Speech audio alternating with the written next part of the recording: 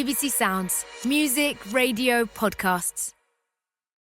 This podcast contains adult themes, very strong language, and language that may offend.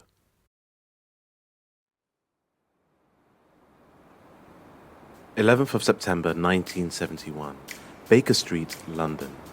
It's dark and very early on a silent Saturday morning. On the corner where Baker Street meets Marylebone Road sits a bank. In the basement of the bank is a vault full of hundreds of safety deposit boxes containing the treasures and secrets of the bank's clients. At weekends, a gang has been tunneling its way from a leather shop 2 doors away from the bank. They are now underneath the vault and are currently using a jack to force a hole in the thick concrete floor. When this fails, they will use a superheated thermal lance.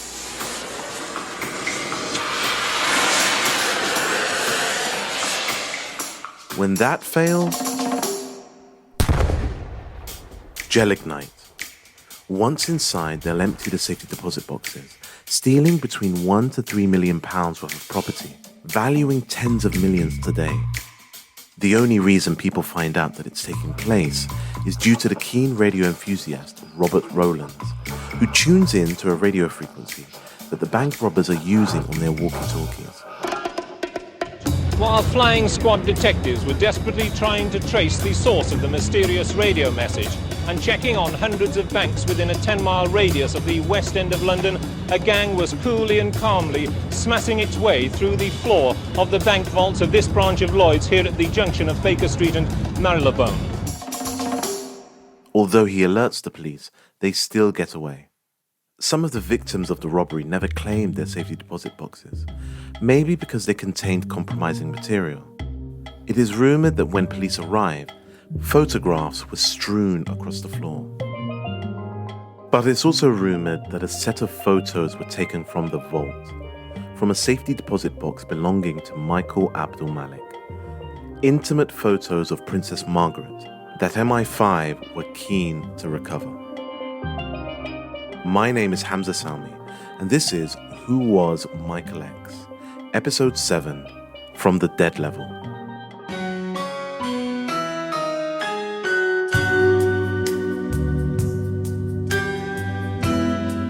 It's February 1971, and Michael X has checked into the Hilton Hotel in Port of Spain, the capital of Trinidad. He's making a grand arrival at one of the best hotels in the city, signalling to the political and professional elites who spend their time there that he too is a man of importance. Michael has quit the mother country, returned to the nation of his birth, and abandoned the movements which made him famous in the UK. The British state have washed their hands of him too. Rather than chasing Michael for court appearances or extraditing him, they're happy to just have him out of the country. In the last year, the Black Power movement has come to Trinidad and Tobago, but on a different scale to the Western world. It has brought revolution. Black people have come out in force to change the status quo, not just to resist persecution or discrimination, but to empower themselves. Black Power leaders have been arrested, there have been protests and a mutiny by the Trinidad Defence Force. A state of emergency is still in force. Michael sees an opportunity in this national crisis, bringing with him his own brand and reputation as a Black Power leader. Police records show that by this time he had amassed a substantial fortune from the deep pockets of singers like John Lennon, Sammy Davis Jr., the millionaire Nigel Samuel, from selling property and his various criminal activities. And he sought to impress by renting expensive cars and staying in the best hotels. Lloyd Best was a columnist and professor of economics. He always had 2 or 3 cars, and anybody like that on the street, buying coconut water and buying for everybody, he'd make a big thing in his wake wherever he went. And I'm sure in Trinidad that worked. He was a rich man. He was somebody who had been abroad and people would have judged him to have made it in some way, but it had no political significance. Michael visits the Black Power leaders, but they see through him instantly and dismiss him. The ruling government of Trinidad and Tobago are not impressed either. Michael sends the Prime Minister letters to counsel him on good government, but knowing his reputation, the state regard him as a loose cannon that they can do without. Michael, in another demonstration of his wealth, finds a large property in the town of Arima, Christina Gardens. This is former BBC journalist David Tyndall. He visited the compound. It was a rented house, though he behaved as though he was owning it. He was the owner. He got around him quite a large group of young guys, some of whom had been into crime. And he called them his Black Liberation Army. And that made people in the government, and certainly local police, nervous because Black Power was quite important then. And they had a mutiny in the army in Trinidad. And so when he arrived, in the columns in the paper saying that he was going to start a Black Liberation Army and he was going to form an alternative government, they didn't want to hear that. Owned by the Mutu family, Christina Gardens was a spacious ranch-style house with various outbuildings on an acre and a half of land and about 20 miles from the capital, Port of Spain. Michael paid a year's rent up front with the option to buy the property at the end of the year. Michael established a commune, asking one of his old lieutenants, Steve Yates, who was back living in Trinidad, to move in first. And a month later, Desiree flew in with the children to join him from the UK. These were happy days. It was a new start. And he spent hours playing with his children in their new garden, hand-making pens for their new dogs, monkeys and pigeons. David Tyndall. The strange thing about their life in Arima, he was a guy and a family who you would suppose would hate anything to do with colonialism. And yet when he was pretending to be the returning Trinidadian of means, living in this fine house, he had a maid, a black maid with a black dress, white pinafore, little hat, just like the colonial slave masters might have done, who was summoned by Desiree with a little bell. I thought that touch was strange, really, for them, you know.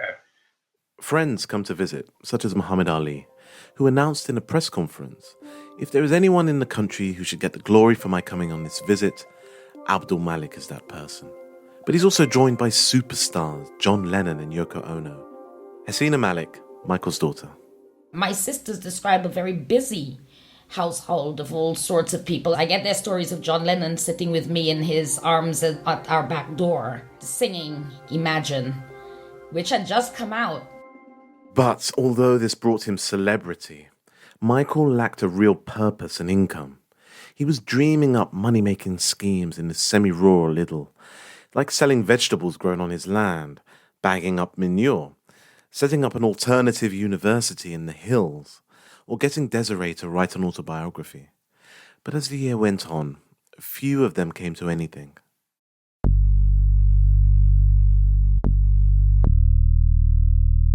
In September, back in the UK, the Baker Street robbery occurred. Reports of the raid were on the front pages of the newspapers for just a short time. Then allegedly, a government gagging order, or a D-notice, was imposed to prevent further coverage. A film has been made of these events called The Bank Job. The writers of the film claim they had a source who told them that the robbery was a front and that the thieves were hired by MI5 to recover compromising photographs of Princess Margaret. The film goes on to portray a female MI5 agent who is told to infiltrate Michael X's commune in order to find any copies that he may have had of those photographs. This link has never been proved, but it is a month later, in October 1971, that Michael's phone in Trinidad rings. The Black Power activist Hakeem Jamal and his girlfriend, a former English socialite, Gaylan Benson, they had come to Trinidad having been kicked out of Guyana and were low on funds and with nowhere to live. When told that Michael was on the island, Hakeem's eyes reportedly lit up.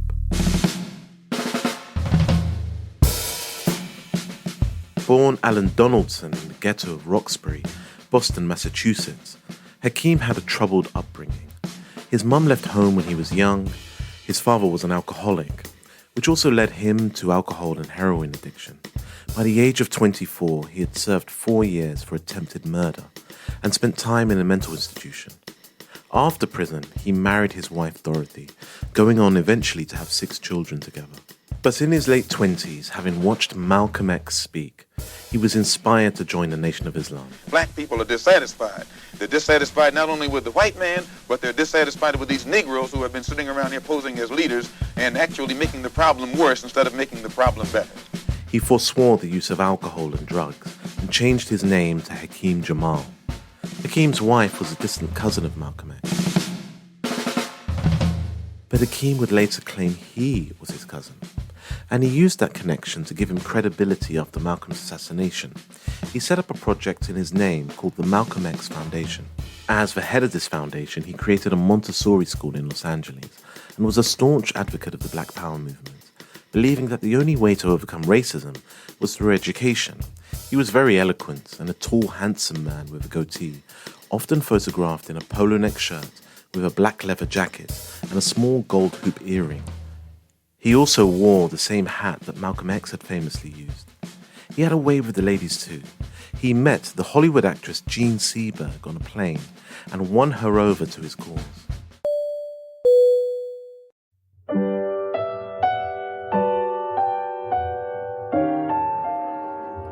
Jean Seberg hosted fundraising events at her Hollywood home in aid of Hakeem's foundation and the Black Panthers. So Hakeem was seen as a way of accessing the Hollywood elite, people like Marlon Brando, Paul Newman, and Jane Fonda.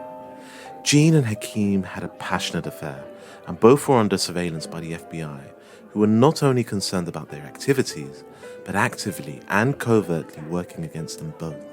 Hakeem was invited by the British actress Vanessa Redgrave to visit the UK in the autumn of 1969. He was encouraged to meet with the publisher Andre Deutsch, who had published Michael's autobiography, and met the editor and writer Diana Athill. He wrote most of his book at her house. He had a tremendously commanding presence. You were never bored with him. It was at a party hosted by the Redgraves that he met a young woman called Gail Ann Benson. Gail, recently divorced and the daughter of a former MP and entrepreneur, fell head over heels for Hakeem. Within weeks of meeting Hakeem, she'd lost 3 stone in weight and renamed herself Hallie Kimger, a mix of their first names. She even reset her age and moved the date of her birthday to the first day that she met Hakeem. He started, well, he always did this, he started telling her how dreadful it was being a black man and all the wicked things that white people had done to black people, which is all true enough, and she became very worked up about it and felt that it gave her a purpose in life to understand this and to work for better understanding. Do you think originally she perhaps felt sorry for him because of his poor background of poverty and so on? I think that when white liberal ladies have affairs with black men, there's that element usually comes in, a feeling of guilt. And also, in addition to that, there's usually the element of doing something which has been forbidden. You're jumping over the fence, you're doing something your parents wouldn't like. There are those 2 rather neurotic elements, and I expect they came in. Gail was a twin with her brother Greville. Their older brother Frank is the only surviving member of that family. I spoke to him about his memories of Gail.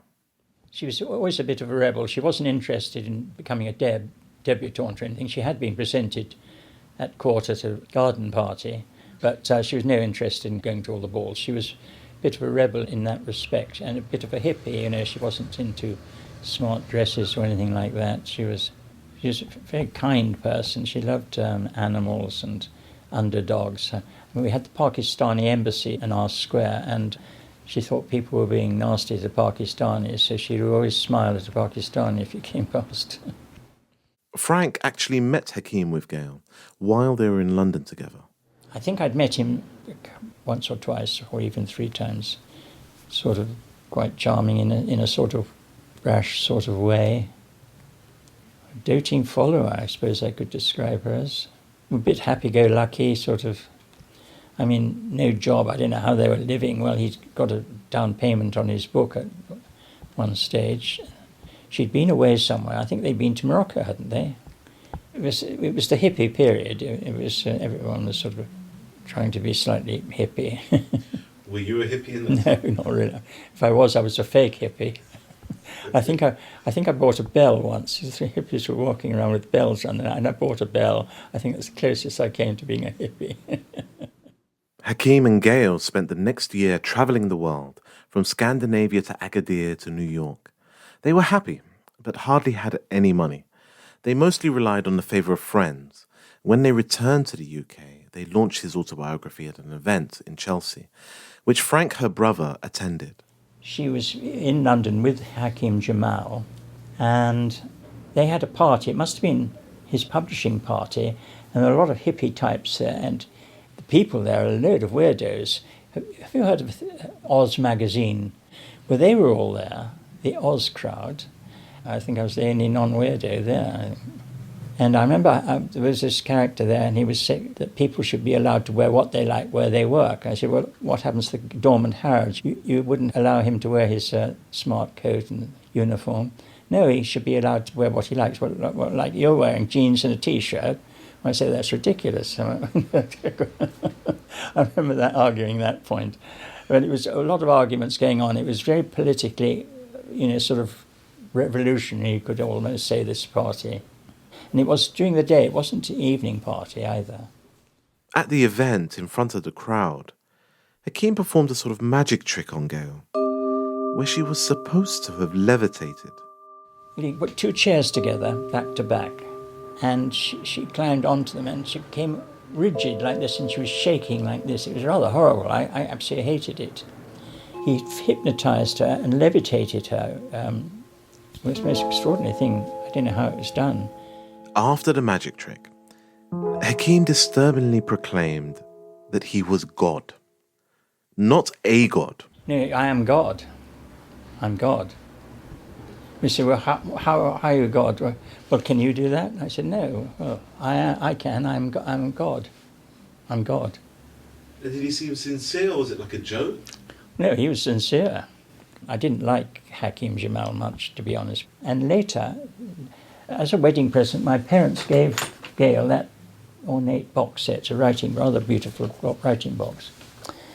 I was an antique dealer at the time. She wanted me to sell it because she wanted money. So I hawked it around a few places and no one wanted it, so I gave her £100 for it, which was quite a bit of money in those days. And I think that was the last time I saw her. Diana Athill had her own reservations too.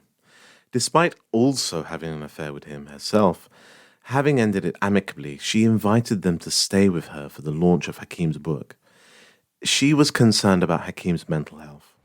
To begin with, anyway, they came to stay with me. And in effect, I had God staying in the house for a week, and it was a strain.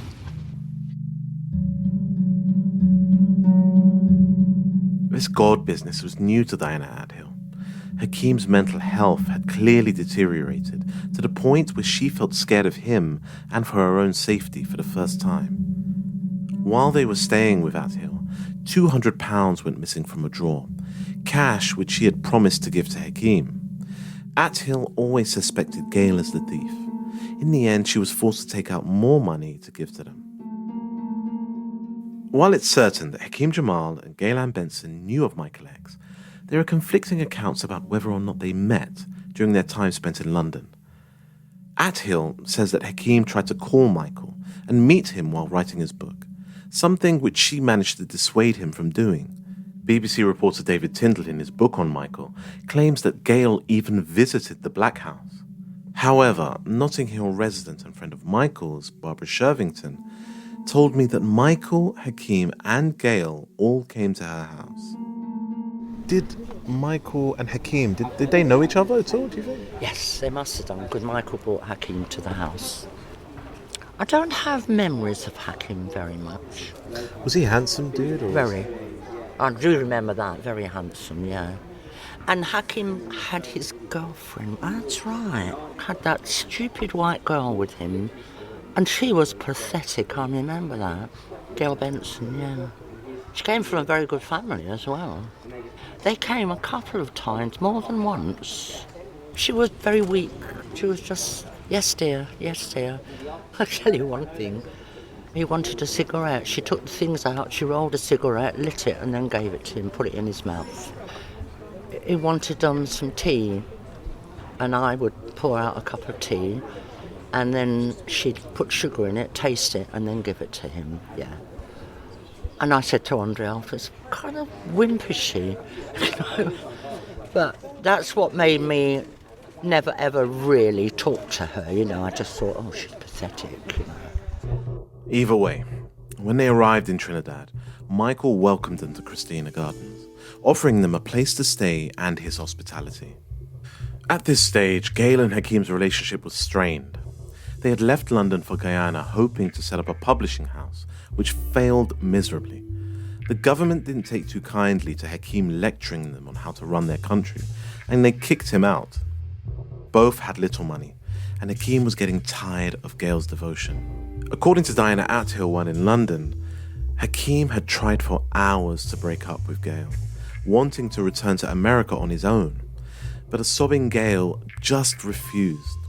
As Athill described, she was a crazy girl in love with a crazy man. A month after their arrival in Trinidad, Hakeem actually sent Gail back to Guyana to gather the rest of their belongings and to demand money from their business partner in the publishing house, Herbert Girardet. Years later, Girardet told Diana Athill that the Guyanese police contacted him when Gail returned, as they were concerned for his life. They had wiretapped Gail's phone and shown him a conversation between Gail and Hakeem, talking about how they were going to get more money out of Herbert and their plans to kill him. Herbert apparently told Diana, "I didn't just leave, I ran away." When Gail returned to Christina Gardens in December of 1971, there were a number of new faces. Michael had summoned his former lieutenant from the UK, Stanley Abbott, with a telegram simply worded, "Come." Hakeem Jamal had called in a friend from Boston, a mysterious man named Kidogo. According to David Tyndall, Kidogo had a reputation as a killer. I mean, Hakeem Jamal was certainly involved in suggesting to Michael X who could deal with problems, you know, like a hitman. He got Kidogo from Boston as a hired assassin, was flown over. So let's just recap who was living or regularly visiting the commune. There was Michael, his wife Desiree, who was pregnant, their 4 children, Michael's followers, Steve Yates and Stanley Abbott, Hakeem Jamal and his friend Kidogo, and his girlfriend Gaylan Benson. There were 2 local men, one called Adolphus Parmesan, or Sonny as he's sometimes called, who was hired as a yard boy, and Edward Jr. Chady, a car salesman, hoping to sell Michael a fleet of cars. And there were 2 hippie friends of Michael, who had washed up from Notting Hill, Trina Simmons and Malcolm Granger. They're on holiday, wanting a good time, who loved to drink and take drugs. In the nature of what was happening at Christina Gardens, there was a lot of coming and going.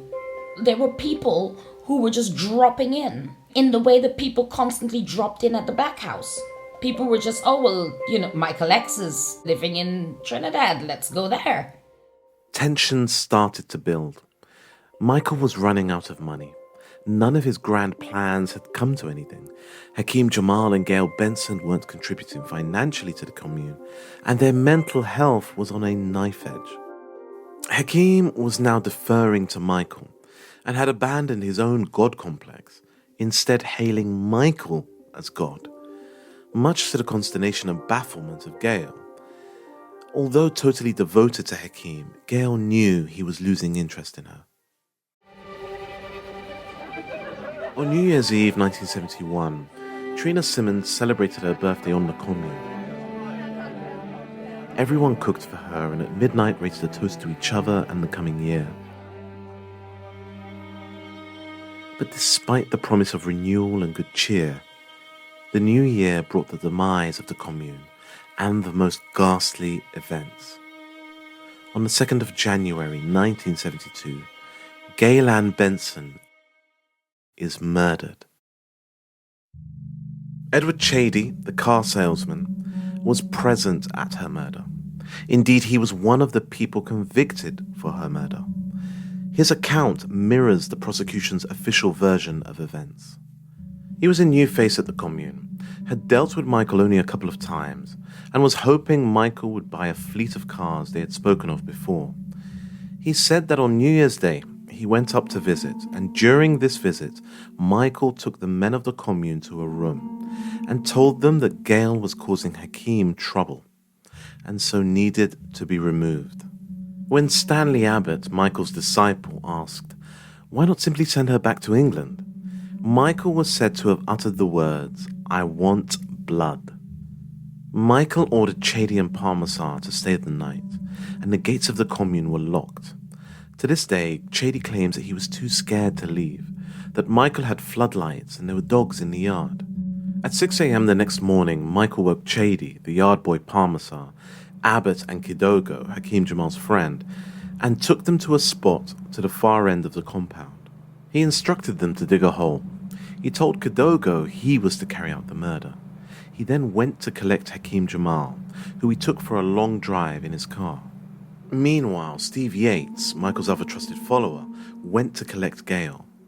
Chady relived the events of that morning in an interview with Ion Dependency, a Trinidadian radio show, in 2012. That morning, on the 2nd of January 1972, she went to the farm that morning with Steve to collect milk, as they usually did. It was around 7 a.m. when Steve brought back Gail to the edge of the commune where Chady, Parmesar, Abbott and Kidogo were waiting. When he came back to the hole was about 4 feet. She said, "What's this for?" He said, "That's to put fresh matter to decompose." He says to her, "You like it?" She said, "So why should I like it?" He said, "Because it's for you." So Abbott is holding her left hand behind her back and his right hand covering her mouth and jumped into the hole. So Stanley Abbott was in the hole, holding Gail, while Kidogo, who Chady refers to as the Yankee boy, joined him and started to attack Gail with a cutlass. And she kicking, and this boy stabbing and blood all over the place. She got her left hand loose and she started to block the cutlass now. A whole piece of her hand was cut away from the inner part of her elbow. That gone. So blood up in the air. And she bawling, "But what have I done to deserve this? What have I done to deserve this?" Kidogo, the Yankee boy, was inept, and so Steve Yates jumped in to finish the job. The Yankee boy taking too long to finish the job, so he started a call for help. "Somebody come and help, somebody come and help." So Steve Yates was on my right, Parmesar on my left, and we watching what taking place in the hole. And Steve jumped in the hole, took the cutlass from the Yankee boy and put it down in her throat and slammed it down with his hand. Abbott let her go. She called for help. She calling for help. I ain't going there. Nobody ain't going. Everybody jump out the hole and they say cover. I want to run. I don't know what to do. Because it's the first time in my life I see so much of blood and hear a human being begging for my life. What have I done to deserve this? And the people who she had trusted. Chady was instructed to go back to the main house, while the others heaped earth over her. The coroner's report would later show that Gail Benson was buried alive. Soil was found in her air passages, windpipe and stomach. Go inside, the phone is ringing. Phone ringing, nobody want to answer it. Right in the kitchen. I'm making a little coffee. So I pick up the phone and say, "Hello, good morning." It's Malik on the phone. Everything all right? Is everything all right? I say, "Yes." He said, "Well, he's coming just now." A few minutes after, he arrived. Malik says to me, "You now become one of us. You're a member for life and you cannot resign." That same morning, the rest of the men went to fix a new kitchen for the mother of the yard hand, Parmesar. It sounds incredible that they would do so. Michael ordered Chady and Abbott to collect Gail's belongings. They bury some and burn others in the hills, 8 miles from the commune. Trina Simmons, whose birthday it had been just a few days before, remembers it slightly differently. She was living in the same house as Hakeem Jamal and Gail, sharing a room with Malcolm Granger. Her back was hurting, so on the night of the 1st of January, Malcolm slept in the shared living room on some pillows. He apparently heard Stanley Abbott come in at 1 a.m. and Hakeem come in much later, on his own. Trina refers to Gail by the name she had adopted at this time, Hallie. About 6:30, 7, I got up and came out of my room as Hakeem was coming out of his room and said, "Good morning, how are you?" He said, "Fine, how are you?" It's fine. Do you want coffee? And he said, well, you know me, I always have coffee. And I said, would Hallie like some? Gail Benson. And he said, Hallie's gone. And I said, gone where? You know, not really forming any sort of idea where she could have gone at all. And he said, she's left. And then I tried to reassure him by saying, well, don't worry, she'll be back by lunchtime. According to her police statement, Trina went to Gail's room and discovered all her clothes had gone, as had her suitcase. She went straight over to Michael's and Desiree's place and told them Gail had gone, and they looked surprised, but they were sure she'd be back. Later that evening, Trina says her partner, Malcolm Granger, went to wish a Happy New Year to their neighbours, Mr. and Mrs. Lepps, a couple who lived on the next plot of land. Mrs. Lepps said to Malcolm she had heard Hakeem and Gail quarrelling the night before, and she said there had been a hell of a noise, and they had been chasing each other around outside the house. In the coroner's report, there is a strange anomaly too, which is never explained by the witnesses to the murder. It says that a bitten-off fingernail was found in her throat, which had entered shortly before she was buried. There are no statements where anybody refers to a finger being bitten until the nail came off. To those in the commune, life just carried on as normal. Gail wasn't reported missing by Hakeem. She was simply said to have left. Just over 3 weeks later, Hakeem, Jamal and Kidogo boarded a flight back to the United States. Strangely, Hakeem Jamal was never implicated in the murder of Gail Ann Benson. He would later give an interview to the Daily Mail, printed on the 1st of March 1972, where he described being deeply in love with her, and that she could do no wrong. He even went on to say that she put herself in the furnace of life and did things she felt were right, not white. Hakeem's account doesn't even tally with the official version of events. He goes on to say that Michael was only an acquaintance, and that both he and Gail had become scared of him. He claims the last time he saw her was in the morning when he went to help build the kitchen, leaving her making clothes to sell at market. In Hakeem's Daily Mail interview, he says these events took place in mid-January.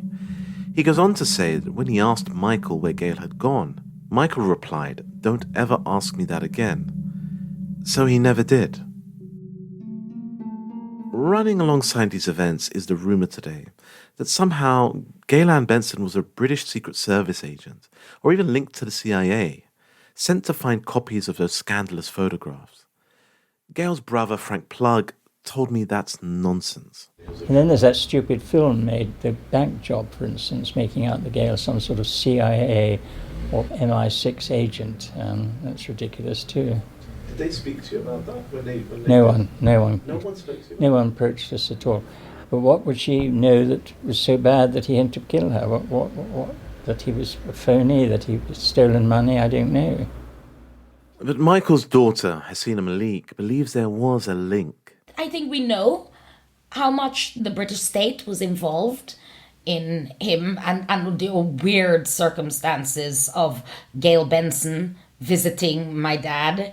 They didn't know who she was, you know. Her connections with the British aristocracy and the Secret Service here and with the CIA were things that they didn't know anything about. My mother did not know, and my father didn't know, and my mother told me that. In fact, I remember my mother saying to me that she only thought that she was nosy because she found her constantly.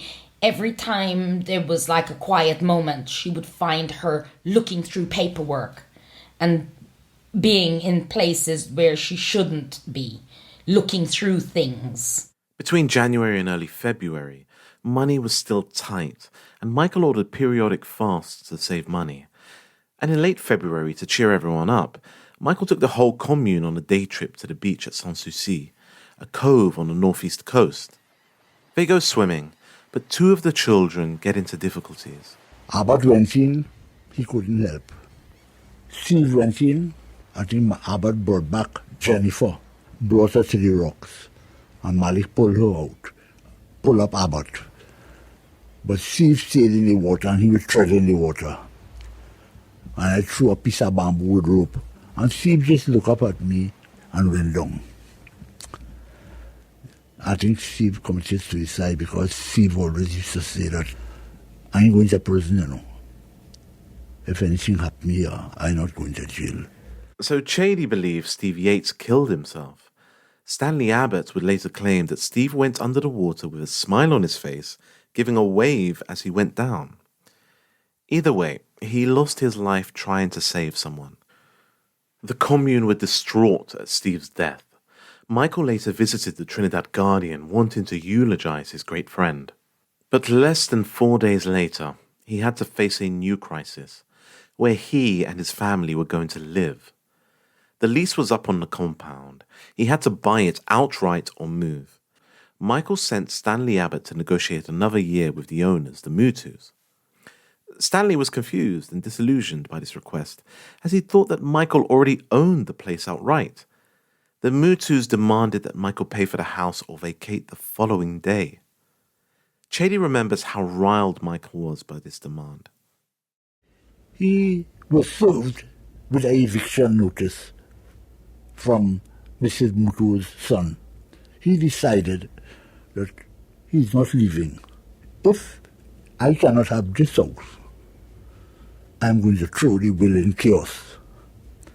We will kill everybody on the premises. Mrs. Mutu, her daughter, her son, kill everybody. This is how devious, this is how deep this fellow would go to get that house. At this point in time, Chady and the rest of his gang paint a picture of Michael as a megalomaniac, losing control of his domain, ordering murders, acting irrationally and desperately. They decided that Michael had lost it completely, and they wanted nothing more to do with him. In the end, Michael didn't kill anyone, but instead threw a birthday party for his 12-year-old daughter, Karine. 50 guests came, with nothing seeming out of place. The following day, the family packed up their belongings. On Saturday the 19th of February, they flew out to Desiree's family in Guyana, where Michael was greeted with an official state welcome. Just hours after Michael leaves, Christina Gardens goes up in flames. In the papers, the fire brigade reported as the work of experienced arsonists, but according to Chady, it was Michael's former henchman. They saturated the whole house, and they took sheets and make a wick leading from the house to the main road and lit it out there. So it ran through that yard to the house and burned the house. I've found documents from the British High Commissioner at the time, Roland Hunt, reporting back to London his conversations with the Prime Minister of Trinidad, Dr. Williams. When asked by Hunt to explain the fire at Malik's house, it says Dr. Williams chortled, and he pretty well admitted that the fire had been started by an over-conscientious policeman, possibly as a convenient means of enabling a full-scale search to be conducted on the premises. Either way, the police turn up, searching for guns and ammunition, but what they actually find is a body. The body, however, is not Gail Benson. It's a black man, and he has a full head of hair and a gold tooth. At first, the police suspect it's the body of Steve Yates, the man who had just drowned. But actually, it's the body of a man named Joe Skerritt, a cousin of Michael's, who used to regularly visit the Christina Garden commune. Michael had helped Skerritt out by paying off a young woman who had accused him of rape. Michael bought her a ticket to New York, and she left Trinidad. But Skerritt, according to Desiree, was unappreciative and a very unpleasant little man. He had made his own mother's life hell, beating her up and stealing her money, and was jealous of Michael's success. Chady explains how he helped the police to identify the body. They couldn't identify it. I told them who it was, and then I drew a map and showed them where Gail was. Why on earth was Michael's cousin Joe Skerritt murdered? Well, according to Chady, it was for disobeying Michael's orders. In February 1972, an increasingly deranged Michael had plans to have his crew impersonate police officers in order to gain access to rich people's houses to kidnap them and demand a ransom. To do that, he made plans to rob a police station to acquire police uniforms and guns. But en route to the police station, Skerritt refused to do the job. He asked Joe Skerritt if he know where he going. Joe said no. He said, we go in and rob a police station and take away the arms and ammunition uniform.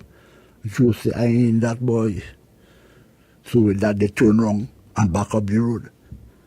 Abbott went and report to Malik. Does Joe say he ain't going? Malik said, well, we got to liquidate him in the morning. Liquidation, a euphemism for Skerritt's murder. According to Chady, who wasn't actually there, but heard the story from his associates, the murder was carried out in an almost identical way to that of Gail Benson. Again, Michael claimed he wanted blood, but this time he'd be doing it himself. Another hole was dug. Joe came to the hole. He was standing next to Abbott, and Malik jumped in the hole with the cutlass and told Abbott, bring him in already. Abbott just locked his neck, jump in the hole with him, cushion the fall on Joe back. Malik just lift up Joe by his hair and cut the throat. Abbott jump out and Malik jump out of the hole. Joe was going around the hole saying, I can tell. This time the head hanging sideways and blood pouring. I can tell. And at the time Abbott pick up the big stone and hit him in the head and tell him that that's for the same person, the woman he had raped, who Abbott became friendly with. Said that's for her. Stanley Abbott had been friends with the woman Joe Skerritt had supposedly raped, and allegedly dealt the final blow with a rock to the head. Although there is another inconsistency here, in that the coroner's report has no mention of any head injury. It wasn't only Chady confessing. Parmesan, the yard hand, had confessed as soon as the police arrived at Christina Gardens, and before too long, Abbott too had willingly walked into the police station. Parmesan come in, Abbott come in, is everybody coming in? Everybody starting to come in, the place getting hot. Michael, back in Guyana, was alerted that the police were searching his property and was unable to secure an injunction to prevent them continuing. He must have sensed that his men were turning on him. On hearing from the press that the police had found a body, he said he was being framed. The Guyanese police had also been alerted, so he couldn't go back to the bank where he had just deposited a large amount of money. With no options, he cut his distinctive hair and beard and went on the run, heading for the Amazon jungle.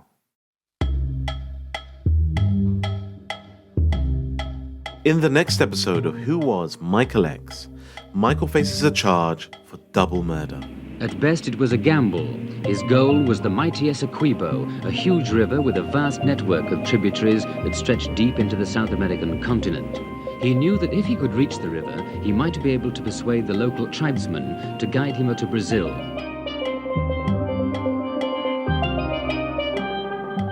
Who Was Michael X was presented, written and produced by Hamza Salmi. Assistant producer, Wayland Mackenzie. Researcher, Palumi Odubanjo. Technical producer, Giles Aspen. Theme music by Kyra Nakal. Production mentors, Claire Walker and Joe Kent. Executive producers, Kalik Mir and Liane Ali. Commissioned for BBC Sounds Audio Lab by Kalik Mir.